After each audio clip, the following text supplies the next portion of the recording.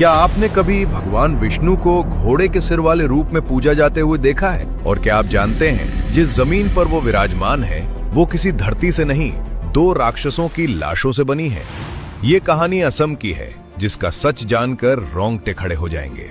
भारत के 7 सिस्टर्स पूर्वोत्तर भारत के असम में भगवान विष्णु का एक रहस्यमय रूप पूजा जाता है, हयग्रीव अवतार, घोड़े का सिर और मानव का शरीर। लेकिन सवाल ये है, भगवान ने ऐसा रूप क्यों लिया?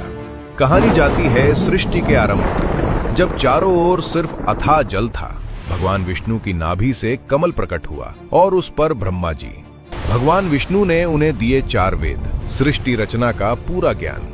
ब्रह्मा जी तपस्या में लीन थे, तभी एक भयानक घटना हुई। भगवान विष्णु के कानों के मैल से 2 असुर उत्पन्न हुए, मधु और कैटभ। हजारों वर्षों तक पानी में रहने के बाद भूख ने उन्हें पागल कर दिया।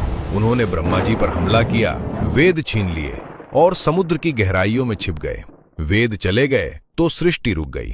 तभी ब्रह्मा जी त्राहिमाम करते हुए विष्णु जी के पास पहुंचे और वो घबराए हुए थे।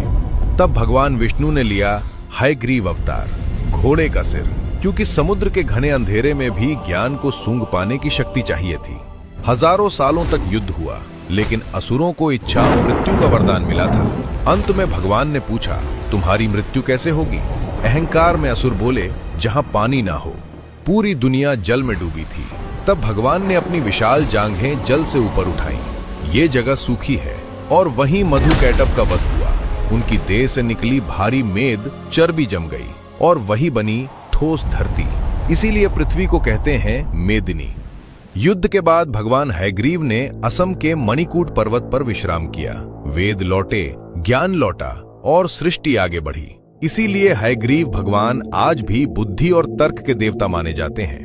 अगर आपको भारत के ऐसे अनसुने, रहस्यमयी और वास्तविक ग्रंथों की कहानियां जाननी है, कमेंट में जय श्री हरि लिखिए और इस वीडियो को शेयर कीजिए, क्योंकि ये कहानियां सिर्फ सुनने के लिए नहीं, याद रखने के लिए हैं।